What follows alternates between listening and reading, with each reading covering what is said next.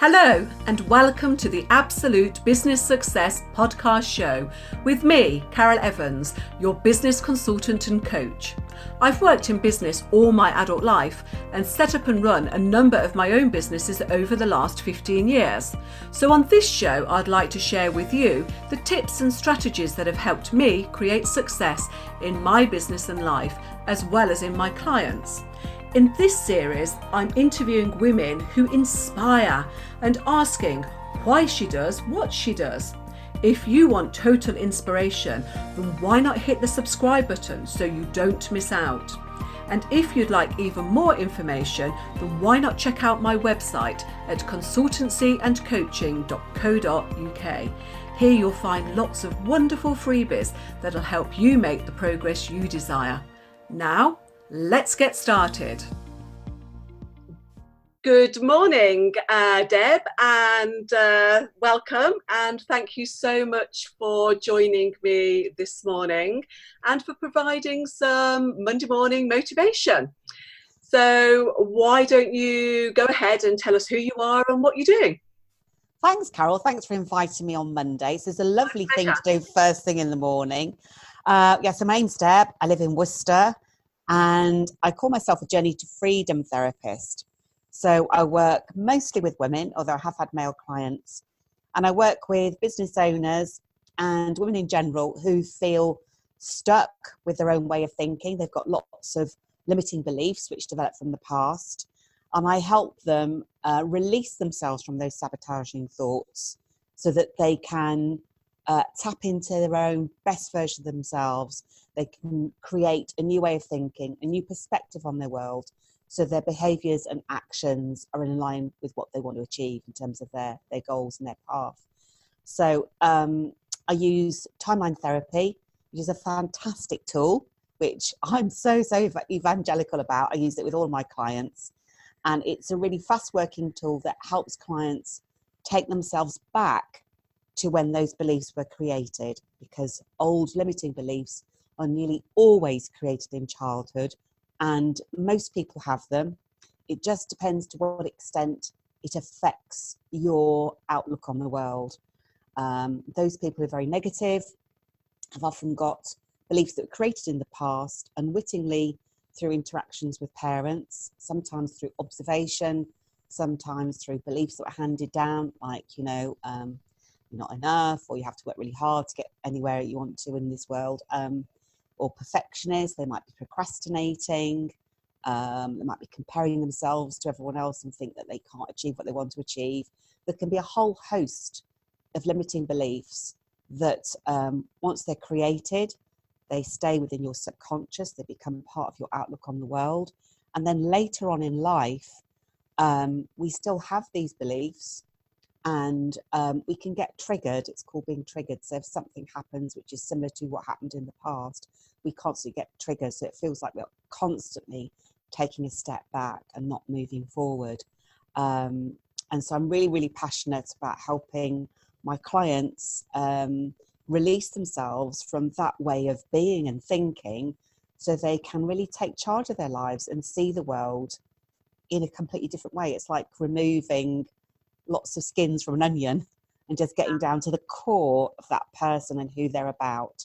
Yeah. Because when we're born, we don't have these limiting beliefs, so we acquire them through childhood, and it can be just something that a parent might say that has no intention to diminish that child, but it's how that child interprets what that means. So if a parent says, you're not so good at your maths, I doubt you'll get, a grade A.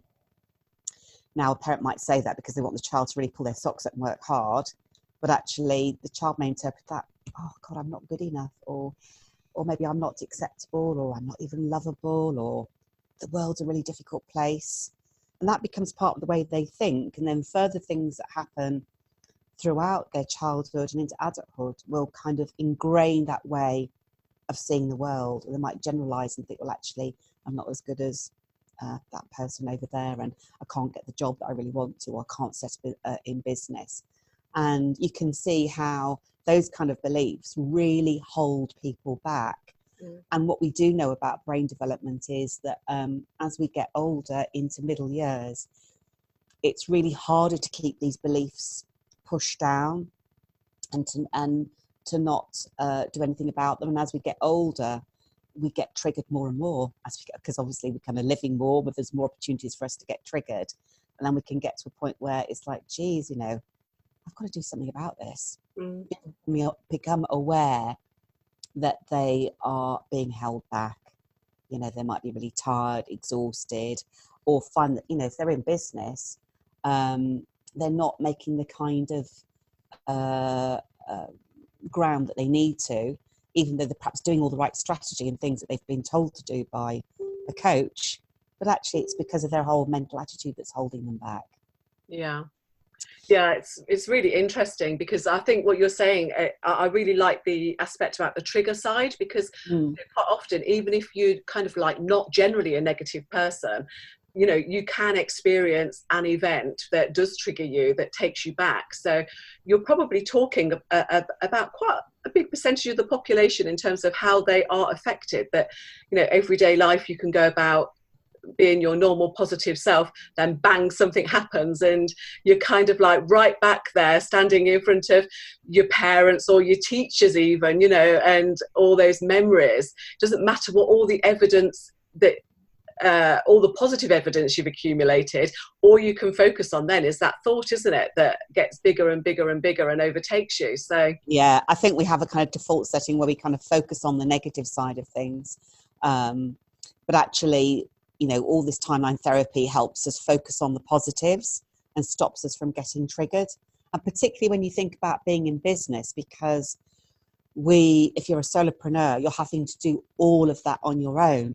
Not only are you running the business on an operational side, but quite often we're having to be the salesperson, the marketing person, like I am here, you know, being confident, standing in our own power, owning who we are with as little negativity as possible to kind of hold us back. I mean, none of us are perfect, but, you know, I think being in business is just such a massive learning opportunity and can be quite challenging. And I think that's why a lot of people, particularly in the early days or perhaps a bit further on, find that actually they're holding themselves back. And particularly when we go onto social media, because we have so many other people doing the same thing and we get that comparisonitis thing. Oh no, that person looks like they're really kind of earning lots of money, or, you know, they have lots of holidays and yada, yada, yada. Oh, I can't do that, you know, that little voice inside. And I so get that, because I've been there myself, and it's quite crushing, particularly, you know, when you really, really got a desire to help other people and run your business, and your thoughts are holding you back. And, you know, thoughts are so powerful, and we can change them. We can absolutely change them. You know, the brain isn't set in stone. It's quite malleable. We can change the way we see things and change our actions. And when we do, people respond to us differently. And they start getting drawn to us because, you know, we are generating our confident selves, and that is so attractive. Yeah, absolutely. And I think also in terms of thoughts, you know, quite often people think the thoughts that they've got are real, and it's just a thought isn't real. So kind of like just understanding that, I think, is just so important. But tell us then, Deb, you know, what was your driving force to kind of like becoming a Journey to Freedom therapist? Well, I've done lots of different types of businesses. This is not my first business. And when I started coaching, I called myself a business coach, because I thought I'd make more money. I'll be honest. I thought I'd make more money. But no, my real drive to make a difference and help people was because I'd been stuck in a marriage for quite a long time. I was married for 23 years. Quite a few of those years I was happy. I got to a place where I started to develop and change, and I wanted different things. But I was a very different person then. I lacked a lot of confidence in myself. And even though I knew deep down I needed to leave the marriage, I didn't have the confidence to leave. And by chance, the universe presented me with a coach, for someone who offered me a free session. And I do have to admit that actually in 2010, I didn't know what a coach was, but it was someone that was introduced to me through my sister. And I wanted to talk to someone because I was so desperate. You know, when you're in that place where it's like really, you know, you just want someone to help you, you know, please help me get out of this place because I don't know what I'm going to do. And it was horrendous. So I met this coach and she really got under my skin. She asked me all the right provocative questions about taking responsibility for myself and recognizing actually I'd done a lot of things in my life that proved I had got some confidence and I could be brave and I could actually hold my own. It's just I didn't see it because I was stuck in my own head with my thinking, my negative thinking, and I was such a negative person and I was full of victim language, and I didn't realize that at all until she reflected it back to me, because we all know coaches reflect a lot of language, and I thought, oh my God, is that me? Oh my God, it was horrendous, you know. But actually we worked together. I decided to invest in her, and I think I had 3 months of coaching, and during that time there was a massive change in the way that I started to see myself and where I will be if I stayed in that marriage. It was just going to become smaller and smaller and smaller. So she gave me the confidence to think about life on my own and what that could be like and how I could create something that would work for me. So it was huge, it was massive. And not only did I leave my marriage, but I also took myself off to London because I thought, wow, this is amazing that she's helped me. I'm getting goosebumps now. She's helped me find the confidence to leave my marriage. And I'd been thinking about it for years and years and years. But she just asked all the right questions and made me feel I could do it. I thought, wow, I want to do that for other people, not necessarily people who are stuck in marriage, but people who are stuck. So I said to her, how do I train to become a coach? And because I had no clue, and I found myself going to London, and that was February, March 2011. That's when I started training to become a coach, and it was because I wanted to help other people.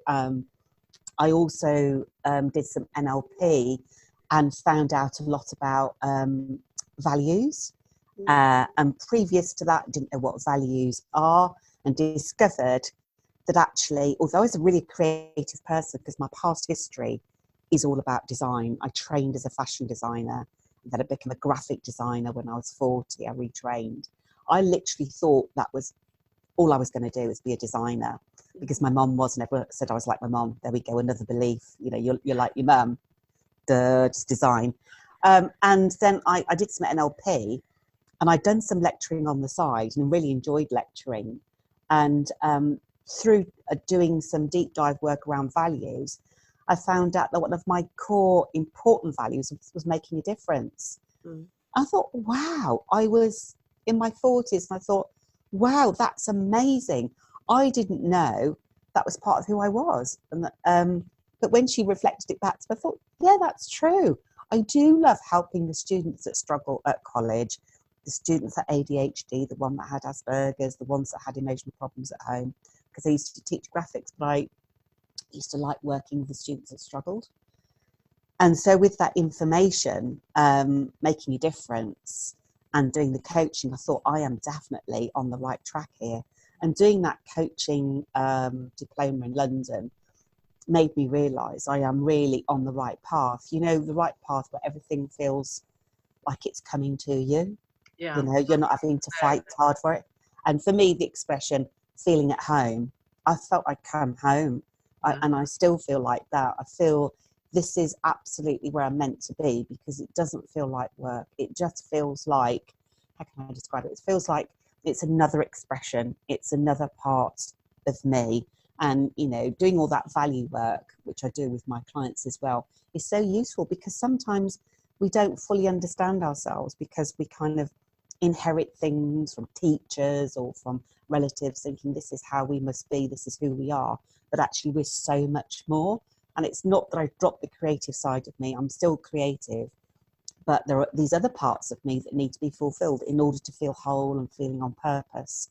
I'm rattling on again, and I forgot the question you asked me. What did you ask me? Why do I do what I do?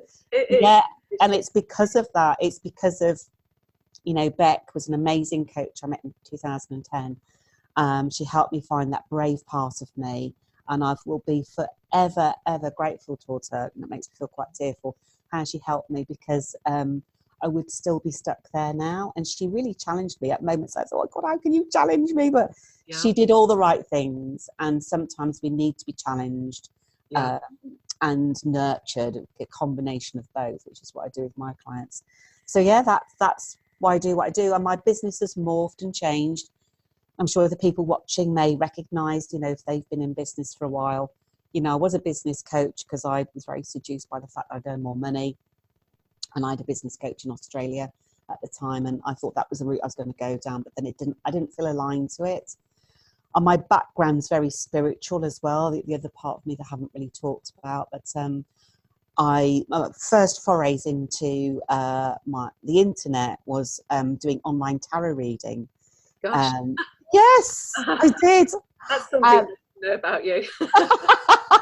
Because I was a tarot reader. I'd done it for years in my 30s on the side, and I found a coach in Australia who taught people how to run an online tarot business. I thought, oh wow, that sounds amazing. Oh my gosh, can I actually do tarot readings for people who are not sat in the room with me? Wow, how does that work? How can I find out more about it? So I embarked on that course, and my first tarot reading was with a lady in New Zealand, and it worked really, really well. It blew me away how well it worked, because obviously I had to do the reading, had to dish the cards for her and just follow my intuition. And so that's how I first set up in business, doing tarot reading. And then it morphed into business coaching. And then more recently, I did some timeline therapy, because I started to recognize a lot of my clients had got these beliefs in the past that were affecting them. And I wanted a tool to help them that was more effective than what I'd been using before. And I don't know, I think I just had a chance conversation. You know what happens with somebody, they mentioned it, I investigated, thought, yeah, that's for me, gonna do that. So so I've kind of morphed into more, it was life coaching, and then I call myself a therapist, because when I think about the kind of work I do, it's kind of more therapy than coaching. But you know, the kind of end sort of blend of it, really. So that's why I do what I do. What was the next question? I do this. It's really inspiring, Debbie. And I think kind of like, you know, you touched upon a couple of things that, you know, values, you know, I think that a lot of people kind of think that their values are one thing without really digging deep and finding out what they are, you know, especially when you're in the corporate market, you know, and you think, oh, I've got to value these areas because that's what's required of me in this job, or that's what's required of me in my marriage, you know. And then it's only when you actually do the deep work yourself excuse me, that, you know, you actually, like yourself, you know, you think, oh my goodness, you know, like no wonder that has been causing me so much stress, or I'm not quite in flow. And another thing as well, you know, in terms of you finding your passion, and I just think that is just so important. You know, we spend so much time, if we look back at our lives and our corporate time, and we've all learned lessons from that, but you can look back and say, well, actually, I can see now I wasn't in flow, and now I am in flow, and there's just so much ease and so much more pleasure and satisfaction and joy and everything else by doing something that you love. And you know, you can make money from doing something that you love. You know, you don't have to, like you found, you know, with your business coaching, it wasn't quite right for you, but you went in there money first and kind of satisfaction second. Now you found kind of satisfaction first and you know, you can still make money from that.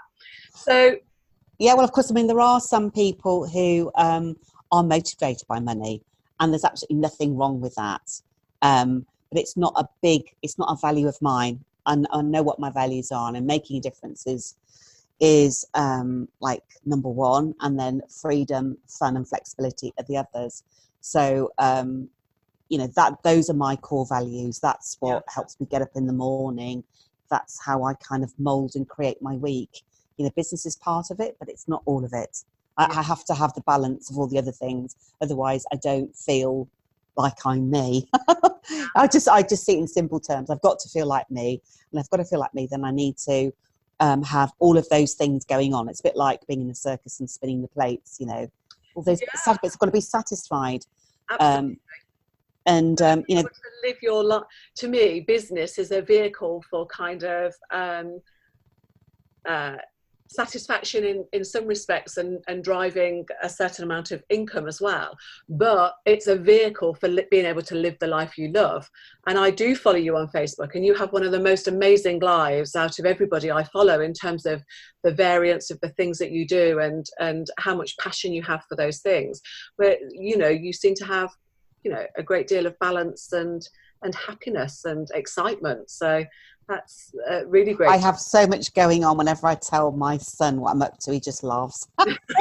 He says, "Oh God, Mom, you do so much." Probably wear him out just talking about it. He does.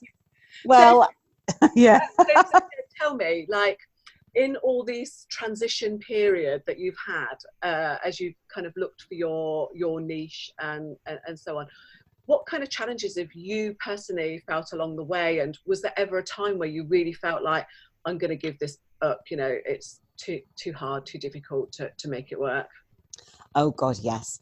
Many times have I thought about giving it up. I'll be honest, yeah, and there've been a couple of occasions when I've gone out and got part-time jobs because struggle financially. Not only just that, but also the isolation part of it. Because you can see I talk quite a lot, and I love company. I like being around people. So it's quite ironic I've chosen a business where I'm on my own some of the time, you know, and so how do I work with that one? So that has really got to me at times, being on my own. Those two things have driven me out to go and a couple of part-time jobs. And those experiences have been really worthwhile because it's taught me that ain't what I want to do. I don't want to do that.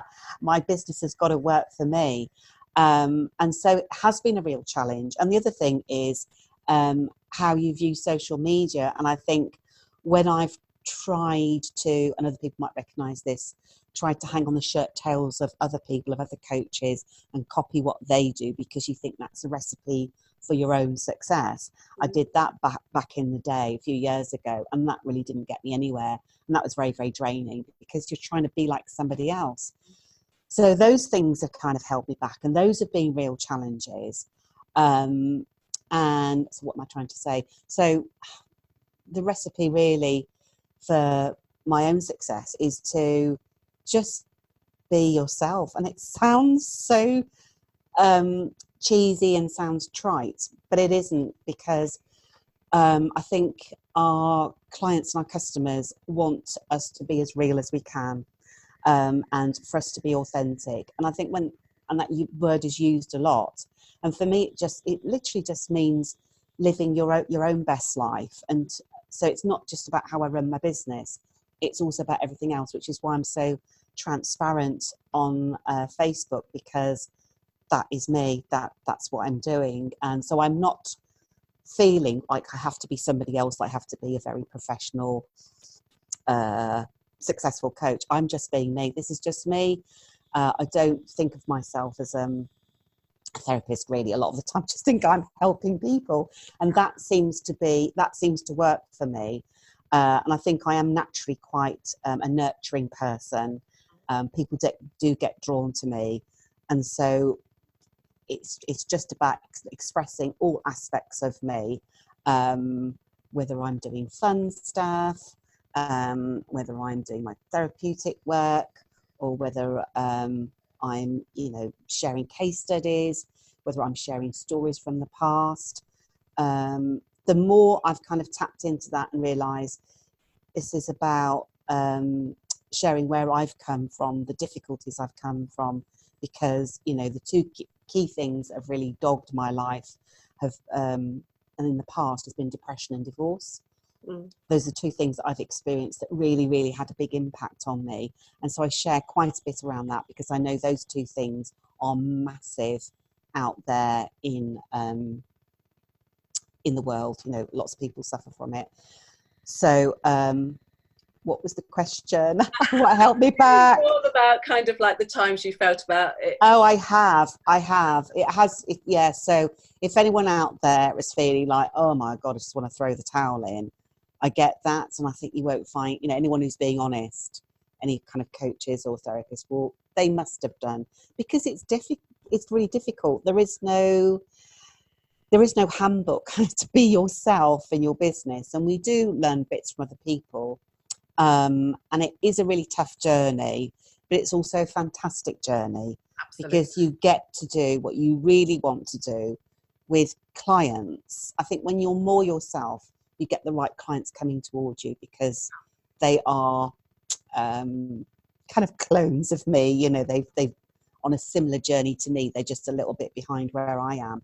And, I just love working with my clients.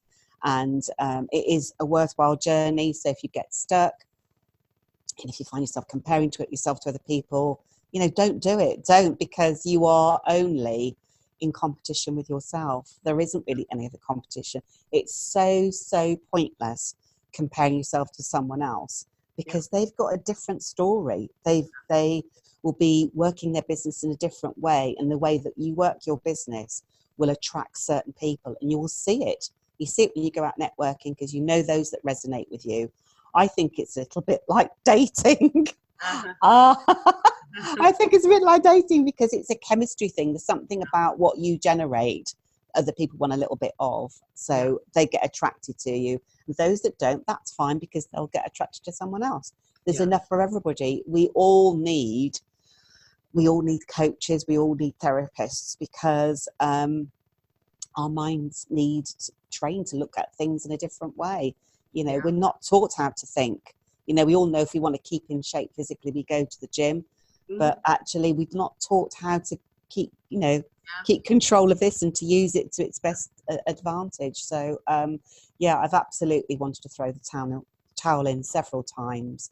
And I think your next question was, what was your next question after that? I did. No, don't. I'll jump that one. I think it's so true what you're saying, Deb, and it doesn't, it doesn't matter about how long kind of like we talk about this, because it's so important. And I do think, as you're right, that first of all, there is just so many people out there preaching about kind of like, do it my way. There's so many people out there who think, oh, that's an amazing person, that I've got to do exactly what they're doing. And, the most important thing is that we stay true to ourselves. We find out who we are, what motivates us, what our values are, and we find that flow. And it sounds like it's been an amazing journey for you, that you've really dug deep in terms of finding those answers for yourself, and you're in the perfect place, attracting the right people for you, and helping them to do the same. So and there's always going to be times that we want to give up. And your point about kind of everybody needs a coach or a therapist, I think that is so true, because otherwise our egos kind of keep us in our comfort zones. And we might we might take a little bit of inspired action and move towards what we think is going to make us more satisfied and fulfilled, but then fear grabs us and pulls us back in. So you kind of like need that external person who's kind of keep motivating you, keeping you accountable, keeping you strong and focused on the bigger picture. So I really appreciate all the detail that you've gone into, and I'm sure you're going to inspire so many people. And looking at those people who are kind of sitting at home and thinking, yeah, I can really resonate with what Deb's saying now. And, maybe there is something more fulfilling outside of my 9 till 5 or my part-times. What business advice or tips and hints would you give to somebody who's sitting there thinking, maybe there's a possibility for me to go and do something like that? Well, I think you've got to do a little bit of self-inquiry first. You've got to find out, what is it I would like to do if I don't do that job? What are the things that I love doing that makes me feel alive? And maybe it's something creative. Maybe they like making things with their hands. Maybe they like doing something which is of service. So it's about really understanding yourself. What are the things that you've done so far that you really, really enjoy doing? What would a business look like? It could be anything really, couldn't it? So find out what it is that you like doing. I mean, for me, it's because I had been coached. I loved the coaching process.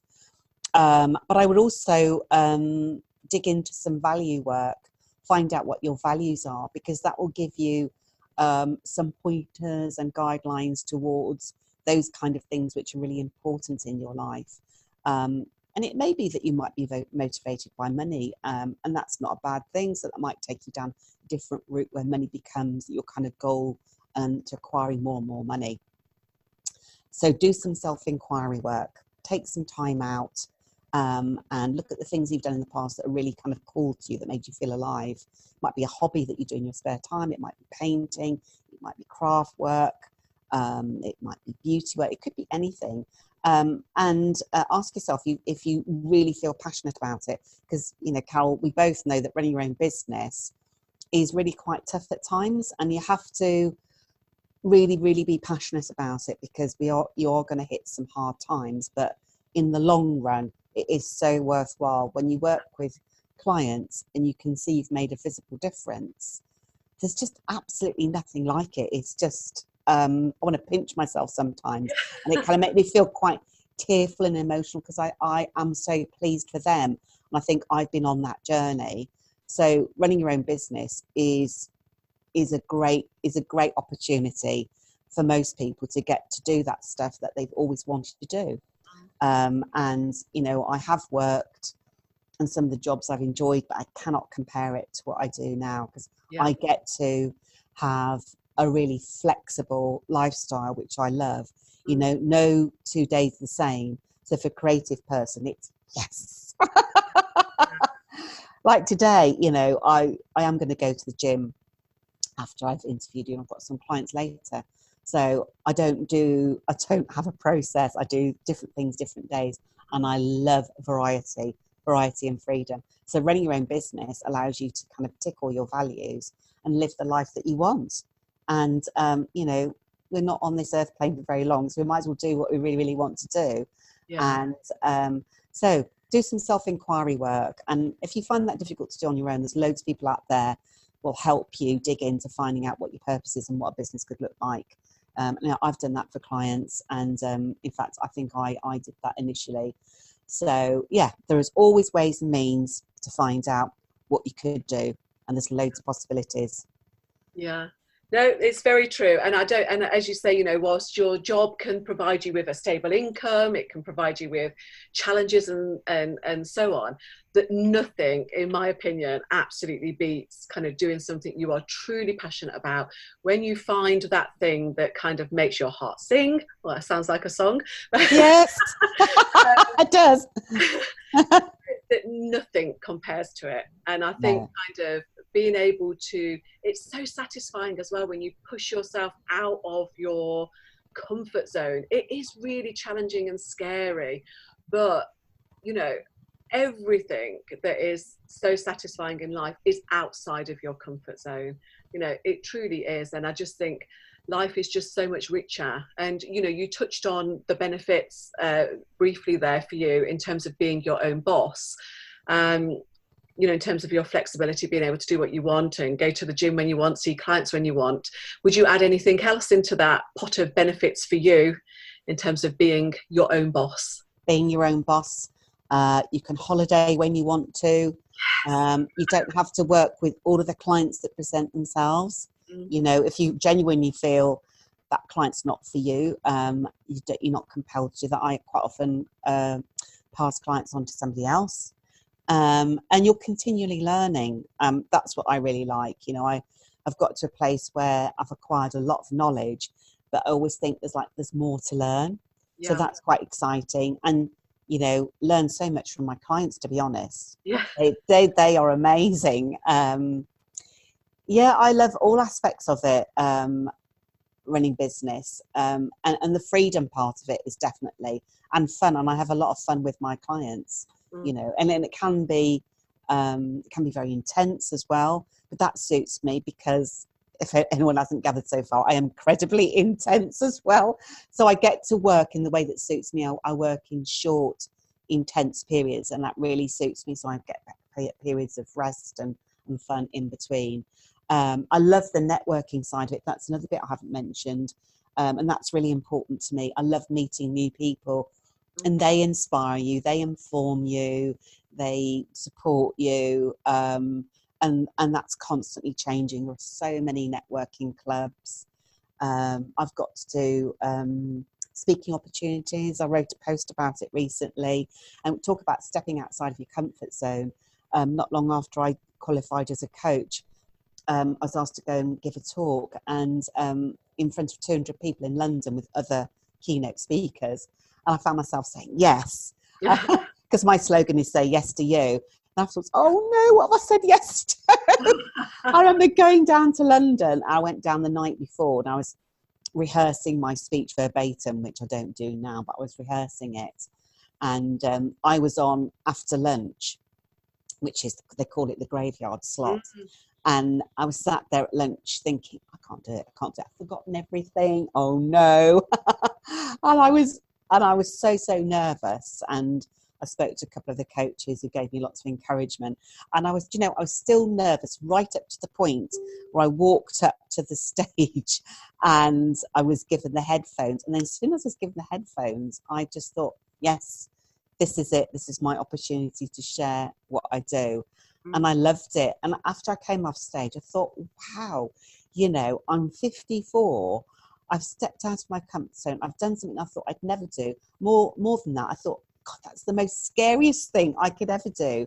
Yeah. And I've done it. So that means there's all kinds of other opportunities out there for me to experience. And same goes for anyone else that's listening. We never know what our parameters are until we kind of push against them. Yeah. And then we realise, actually, I can do that. There's more things I could do. And I've been on stage in a musical this year, something which I had wanted to do but secretly quite scared of. And that's kind of always the universe is kind of luring you to go and do it. And I did it, and that was just fantastic. I was on the side of the stage waiting to go on, and I had a really, really tiny part, but the fun and the excitement I got out of being in that role was just catastrophic. It was huge. I loved it. So I think this journey, this self-discovery, is about finding other parts of you, and not just only will it benefit your business, but it's the whole of us. Like I say, the stuff I do outside of business, and I see that with clients. The work I do with them not only benefits them perhaps in their business, but it's everything else, because it's about your approach, your attitude, your perspective, what you see as potential and possible becomes so much more than it was before. And it just gives you that sense of mental freedom. And I guess that's why I called it Journey to Freedom, because it is about being as free as you can so that you can explore all parts of you. So business is just a great vehicle for self-development. Yeah. In a nutshell. Yeah, no, I totally agree. And the thing is, it's never too late to start, is it? If you... Oh no, well, you know how old I am. And think, no, there's more in life, in life that I want to experience. It's never too late to get started. So I would say that whether you want to start a business in your 20s, 30s, 40s, 50s, 60s, or even 70s, it's never too late to get started. There's always, the rest of your life can be the most satisfying, whatever time of life it is for you. So Debs, you have been so inspirational. Tell us now what's next for you. Have you got any further things you're developing, learning? Yeah, it's really interesting, because I said whilst we were talking that my background is in spiritual stuff. And years ago, I'm 62 now, but in my 30s, I used to go to spiritual circles and do tarot readings. And that's kind of always been there in the background. But through doing this tie-line therapy work with clients, I'm starting to use my intuitive self a lot more. And I can see that has got so much more potential to help clients with stuff that they've done in their former lives, and to help them in the future. So I'm going to do some more spiritual development. I've just signed up to do a spiritual development course to explore that part of me and how I can use that with my clients. And I'm really, really excited about that. I've been thinking about it for a few months. And when the kind of things come together and opportunity just presents itself, you just take it. So that's what I'm going to do. that's my next steps. That sounds fabulous, and it's incredible to hear that you are continually learning and developing. So if people want to get hold of you, then Deb, then how do they do that? Where do they find you? You can come onto my website, which is www.debmacmillan.co.uk. You can find a lot of information on there. You can also have a look on my business page, which is Deb Macmillan Mindset Coach. And I constantly putting up videos, tips, inspiring stuff is all up there. If someone's listening and they feel they'd like to have a free chat with me, then I do clarity calls with clients just for 30 minutes. So if you're feeling stuck, you want to release some of those sabotaging thoughts, you're in business but you're holding yourself back, if any of that resonates, then by all means do get in touch. We can hook up and have a conversation together. Well, thank you so much, Deb. And if you have found Deb as inspiring as I have, then go visit her website and her Facebook page. And I have to say, thank you so much for joining me this morning and providing so much inspiration. It's been a great pleasure to talk to you. And thank you to everybody for listening in. And I wish you all a great day and a very, very happy week. Thanks, Carol. Thank you for having me. I've absolutely loved it. Thank you. Thank you so much. Take care. Bye-bye. Bye-bye. Thank you so much for listening to this episode, which I sincerely hope you have found both beneficial and enjoyable. I'd be truly grateful if you'd be able to leave a wonderful review for me. Now remember, go check out my website, download the freebies, and stay tuned for my next episode. Bye for now.